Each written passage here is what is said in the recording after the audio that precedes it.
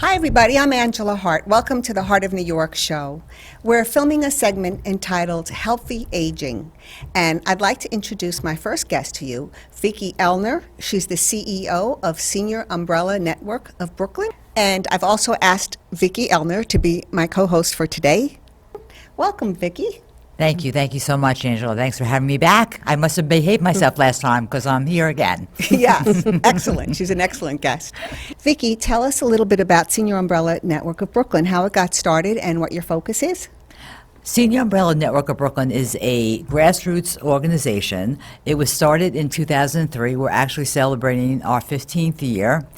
And it was started to bring together like-minded people, stakeholders, to be involved in the forum and in conversation about issues related to the aging population, specifically to Brooklyn, but really because there's a blurred between Brooklyn, metropolitan New York, and certainly other areas, to really look at ways that we can address issues and have a strong voice for advocacy, talk about ageism, talk about programming. Over the years, we've had different programs, one related to medication safety. We've done fall prevention. Right now, we're looking at the home care, the climate in home care, and we have a committee that we're starting to form on that. So it's been very diverse over the years, and we've addressed things as they come up. And how can people become a member of Senior Umbrella Network of Brooklyn?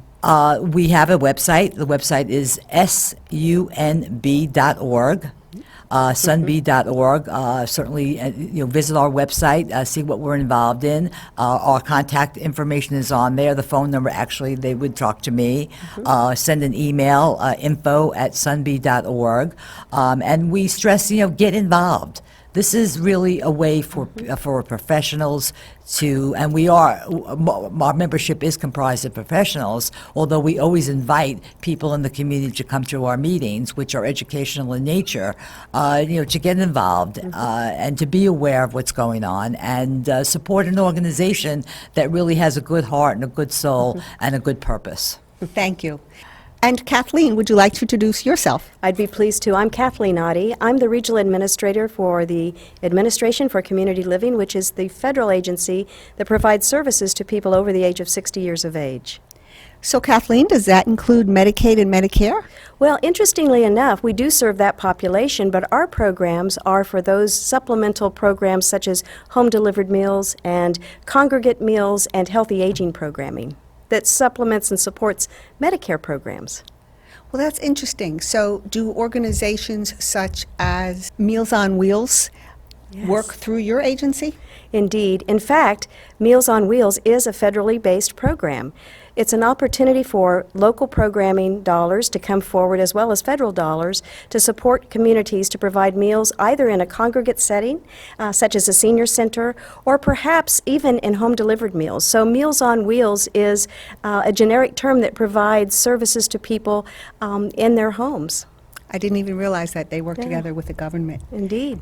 So Vicki, where should we go from here that you think that the viewers would find most helpful? So I think that, to start off with, the Administration for Community Living is a very interesting federal agency.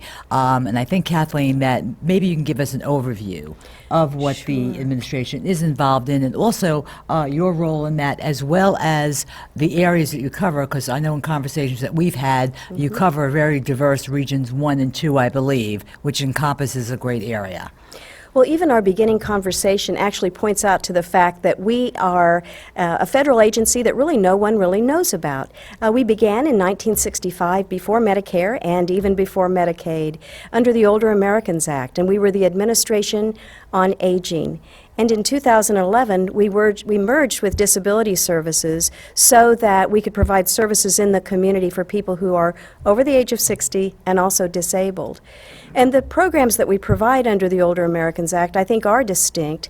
And as I say, many people don't recognize them as federally based programs. But it is a community effort where the federal dollars, the state dollars, and even local dollars come together to provide these services.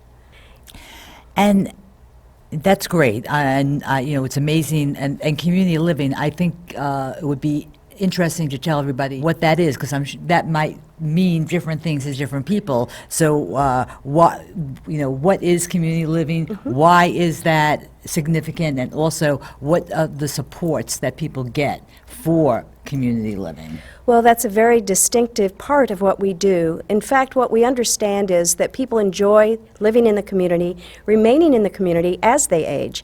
We recognize that people find that as home, and institutionalization is something people prefer not to do. So the Community Living Administration came together just so we could support people, making sure and ensuring that services are there for them when they need them. And again, our population reaches those people who are 60 years of age and above, and those people who are disabled, making sure and ensuring that they have and maintain the quality of life that they enjoy and where they really want to be, which is really the important piece of all of this. Where do people want to be, and to make sure the services are there for them. Thank you so much for that. And I'm sure that many people might not realize it, but every May is National Older Americans Month. And the Administration for Community Living, the ACL, does different themes on an annual basis to recognize and celebrate that. Prior to that, just so I think it's, it would be interesting in saying that the Older Americans Act was created in 1965. So this has been going on a long time. For quite some time. This year, I've always appreciated the themes that come out of the ACL. And this year, it's engage at every age. And I think that is so significant because I think the aging process it really starts when you're born. That's true. You become That's emerging true. seniors the minute that you're born. So become familiar with the aging process, what it encompasses, how to deal with it from your perspective as well as within your family, your friends, the community, and so forth. So tell us a little bit about what your perspective is and the ACL is, and how we as professionals and also the community can help recognize this year. Well, in fact, I do think that engage at any age is just really a fabulous theme for the Older Americans Act Month, which is in May. And we have always different themes, but this year is significant. We want people to remain engaged at any age in what those activities are that make them really interesting, things they've always enjoyed, things that they want to learn. And we know that when we do that, when we remain engaged at any age, that we are doing those things that we enjoy, and that leads to a healthy, important lifestyle for people who can recognize that they enjoy doing activities, and it also combats isolation. We recognize that people who remain at home as they age and isolate themselves, aren't interacting with people, that they become self-isolated and depression begins, and then chronic disease takes over. And engage at any age makes sure that people recognize and understand that eating well and exercising and living a healthy lifestyle will keep them engaged throughout their lifetime. So how will you go about initiating these programs? Who's managing them, who's promoting them, and who's making them work? Well, that's a great question, because your audience may want to know where they can go to take part in this. And I would tell you that New York has 230 senior centers in the 5 boroughs. And we encourage everybody to know where your senior center is in your community and get an opportunity to go in and recognize the staff, look at their schedule, and take part in some of the wellness activities that they have there, such as fall prevention exercises such as Tai Chi, matter of balance, some of the chronic disease self-management programs that people can actually take part in to combat and prevent some of the chronic disease that they may encounter as they age. So it's primarily at senior centers? Primarily at senior centers, but certainly the theme is encompassing people to enrich their life, do things that they haven't done previously. Try new things, do things that they've thought about doing but just hadn't taken the gumption to do, such as an art class or learning a different language, things that they can do to really stimulate themselves and stay integrated into the community. But who do we have working with the seniors who visit the senior centers? Because sometimes there's a parent or a loved one that will take a senior, such as we did with my mother-in-law. We would take her to the senior center, but we weren't able to then, because my husband and I were working, we Yes. didn't have time to take her then to all these activities you speak of. What kind of groups, if any, are forming? And if they aren't, how can we get some formed in the community that take that extra step to help bring seniors, drive them and accompany them to activities such as art classes? You That's speak to my true. heart there because I love art so Yes. much, and I'm a creative artist, and other things that they might like to do. Well, one of the things that I think we really are focusing on is trying to bring services to where people are. The senior centers do look in the community and they provide services, but certainly those are not the only opportunities for people to engage. I would also like to encourage people to visit their public library so that they can actually get involved in some reading groups or even knitting and needlepoint groups. There are things in the community, if indeed we take the time to look and certainly focus on those areas that we want to enjoy, that are available to them. And the families, making sure that we're not just doing this as an older person over the age of 60, but, having an aging community and a community that really embraces growing older and seeing that as a positive thing. I think aging has changed through the course of the years, and really our communities are trying to meet those needs as people demand more services. I know that on the website there's recommendations for different activities that people can, with senior centers that they can get involved in. But I also look at engage with every age as a more comprehensive, broader type of picture. That when we're talking about senior centers, so maybe from an intergenerational perspective, Absolutely. In schools, things like that, so people are acclimated to aging. And this is actually something that we've spoken about, and how that might unfold or can be promoted. Any thoughts on that? Yes, indeed. And I think, again, in New York, we're very fortunate. The State Director for Aging Services, Greg Olson, has made it a point to recognize New York State as an age-friendly state. And that means that communities are taking the time to focus on intergenerational activities and programming so that as we age and as we interact with one another, it's not a foreign concept to be able to sit down with an older person and have a conversation. That people of all ages can come together and engage in activities and be productive and fruitful. And again, one of the things that happens with that is that we actually stop that self-isolation, which is so difficult for people as they grow older to recognize and then also to combat. But I'm with Vicki on this. Why can't we, the government, the community agencies, start a program or community education promotional program that encourages students of different ages, college and high school in particular, to reach out and maybe sign up with a registration area where they're going to volunteer to take the seniors to these places, because we keep telling them do this and do that. Yes. There's all these great ideas to stay involved. They can't drive a lot of them. So it's nice to say that we want them to engage, but who's going to help them if we don't give them the resources? Well, that's true, and it's going to change within the individual. Certainly, we have people that are very active and have family members that will take them to some of these, but we know, too, that people really don't live close to family members sometimes, and that's when it gets most difficult.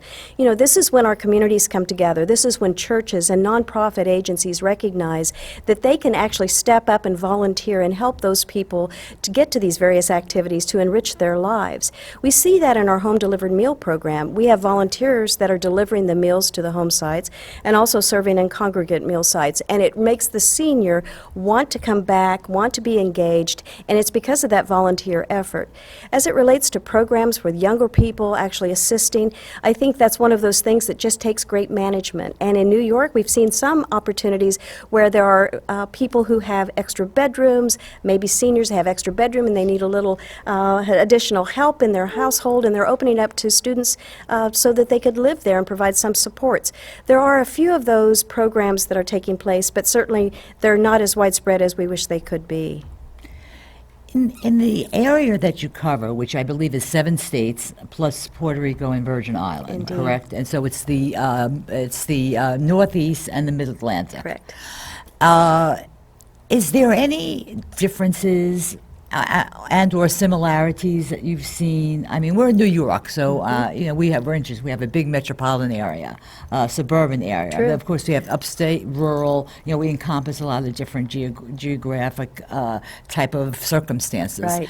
That either you feel that people can learn from us, New York, or vice versa. That you say, Yes. gee whiz, if I could pull this together, what would those principles, 3 to 5 things that you might feel would say, gee whiz, this would really be a great, you know, formula?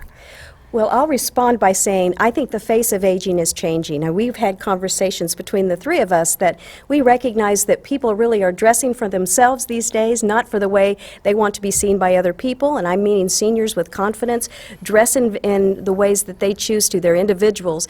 The senior of today is not the senior of yesteryear. And so we need to recognize that, starting with that premise first. One of the things seniors tell us is they want to remain in their community, so ensuring that services are there so that they can stay connected to those things that they love. I think that's number one. Number two would be making sure that they have their rights to make their own decisions, and certainly hear and receive fabulous conversations and support from their family members, but that they are in control. Because again, these are the seniors of today that really want to control their lives. They're not waiting for a doctor to do so, and they're certainly not waiting for their family members to do so. The third thing I would say is technology. You know, we are really changing as a senior base. We're becoming more and more acclimated to Facebook and Twitter and all of these things. And I think, again, that's something that can reach people in those rural areas that you mentioned of, but even in those urban areas where they're living in high-story apartment complexes, you know, having the ability to reach out to people from their home is really very, very helpful. You know, thinking in terms of challenges and opportunities. Yes. I always love to look at that. You know, what do you think? Let's start with, you know, challenges that you feel right now. I think food insecurity is one thing that's really a concern. Many people are on a fixed income and they don't actually have the opportunity to pay enough rent, pay their medications, and pay for the food that they need to eat. So food insecurity is really a serious concern for people who are older and living on their own. The second thing I would say is abuse, neglect, and exploitation. Many times it is family members that recognize their loved one has a check that arrives on the first of the month. So, you know, those are one of the things that we're really looking at and making sure the word gets out that people know where to report any concerns that they have.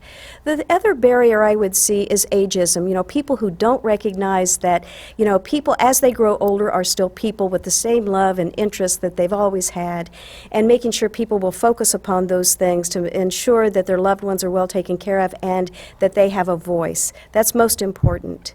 I would say the other challenge that we have is really in our society recognizing that even those important things such as television advertisements, you know, any kind of program that's on TV, that we celebrate aging, that it's not a negative thing. I think that's probably going to be our hardest hurdle.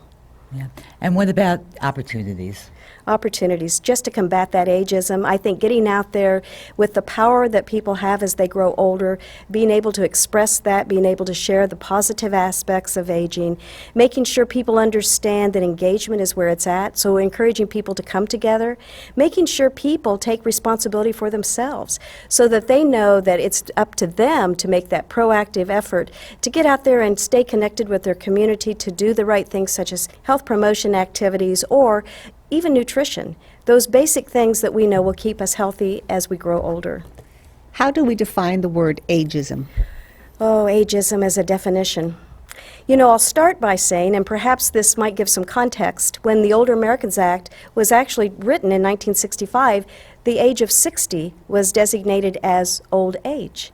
Now we want to take a look at that as we're all getting a little bit older, I surmise, and you know, take another look at that and say, you know, because life expectancy is a little bit longer now, perhaps we need to look at that. Does ageism really look at 60 as old this day and time? I think not. But that's actually the literal definition according to federal statute. So ageism, though, I think many times should look at the process of aging through our lifespan, and that's what we're hoping to get to, making sure that as we age, we're looking at this at the very beginning when we're young and we're newborns, as Vicki said when we first began speaking, the minute we're born we begin to age, but we as a society could look at that and improve upon that each and every day by recognizing recognizing the positive aspects of growing older. The other thing about ageism, which actually was a term that was coined in the 60s by Dr. Robert Butler, and ageism is an interesting phenomena in as much as that there are certain discriminations. And ageism itself is something that, by virtue of what it is and the dynamic of it, it follows the person who is afflicted by it really throughout. Because ageism, although we think of it as ageism to seniors, or as you are older, but there could be ageism relevant to when you're younger as well. That's one true. part of it. The other part of ageism is something that is external, that is,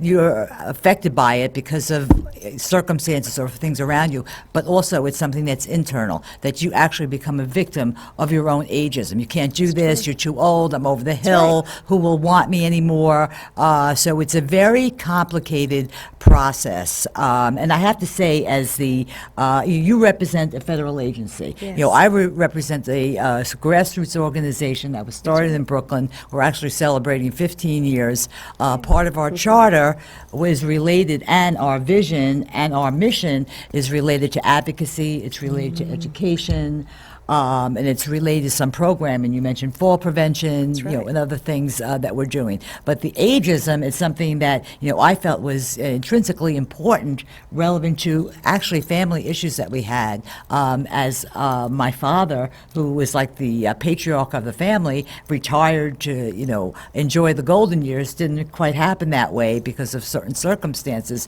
and he really started to feel the weight of his age, and it's it's really still not a term that's very well understood. No, it's not. And we hope that whether it's through small grassroots advocacy work and That's true. federal agencies, state agencies, etc., it's something that can really be reined in and maybe in our lifetime dispelled. Is it a psychological term? I'm going to answer your question, if you don't mind, with a question. When you say psychological, what do you mean by psychological? When we say ageism, are we referring to somebody's mental or psychological state, or are we referring to it as a view of society about aging? You go right ahead. Well, also an interesting question. Now, I'm a nurse by background, so I hear a question like that, I kind of want to dissect it. And I think that these things there's many components to it. Is there a code that says when you go to a doctor's office and you tell the doctor what's going on, that they say, okay, it's code 23, ageism? No, and not to be facetious, but essentially they might be expressing things of hopelessness, despair. I don't feel myself anymore. I'm not as young as I used to be, and then they're going to be depressed. That type of thing. So Interesting. yeah. Interesting. I think one of the things that we do to counterbalance all of that, because you're absolutely right, when I fill out a form and it says mark your age, 60 and above, I think about that. What I love to see is activities such as Betty White, and I'll use her as a model. What we've all grown up knowing her and loving her, but what she's done in her older years is to show some spunk. She's actually very spirited. She's performing in many commercials that are kind of spicy, and she's showing us that we don't lose our sense of humor as we grow older. So I think it's a self-perpetual thing. As we grow older, we may doubt ourselves and have some self-ageism, if you will, but it's also society and how we look at it, and what we can do to counterbalance that is to really celebrate those people like Betty White who exhibit healthy aging. It's really interesting, the show that she was on, The Golden That's Years, right? I don't know. I have to tell you, that show, when I watch it in reruns, which I do, sometimes I as well. binge watch it, it addressed issues. And if you think about the time frame that that show occurred in, I guess it was in the 90s or so, it's amazing that they were prophetic Yes. in terms of what they were looking at, because they were talking about dementia, they were talking about Alzheimer's, they were talking about, sex after 60. That's right. And also, when they talked about 60, golden year 60, can Right. you imagine? Right, how You old know, it seems. I'm not gonna tell this, metropolitan New York how old I am, but but 60 is very young. Yes, it is. Yes, it is. Well, until you look for a job, because the job That is market true. Yes, for people that's true. over 40 is hard, over 50 is difficult, over would 60 agree. is almost impossible. And Betty White, though, here she is working into her, what, 90s? 90s, well 95. into 90s. That's yes. amazing. She is That's amazing, and she is spunky and a great sense of humor. Yeah. I think she's been a great role model for showing us what we can be if indeed we choose to go that route. And that's what pleases me. So we have about 2 minutes left, and I'm wondering if there's any topics that we'd like to share with the viewers that we haven't addressed yet. Is there any, Kathleen, from your perspective, to wrap it up now, with the things that we discussed, I think that that would be a wonderful way to end this interview. Well, thank you, ladies. It's great to be here. Let me just say that I think there's 2 or 3 things that we could wrap up with. Number one, I think it's great to be able to celebrate being older. I think that one of the things that we do in Older Americans Act is to really find a theme and support it. Engage at any age is really a fabulous topic. The other thing I'd like to say is be bold as we grow older, making sure that you have your wishes known to your family members and that you really make your own decisions. And thirdly, stay engaged with friends and family, making sure that your life is robust with those people that you love around you. Thank you. And Vicki, any other thoughts? I think that you've summed it up very well. As an advocate, as a professional, and someone who has really fought a crusade for decades now that aging matters, that's how I like to sum up a lot of what I say I do when I'm involved in this type of dynamic, but aging does matter. I think that we've made some progress, have a way to go, and hopeful for the respect, the dignity as you get older for yourself and those around you. Thank you. Thank you so much for sharing with the viewers about healthy aging. And viewers, we're on every Tuesday night in Staten Island at 8 p.m., Channel 34. We also air in the other boroughs, Channel 56 and Channel 44, on Tuesday nights at 8:30 p.m. So thanks for watching. We hope to see you again. Bye-bye. Bye.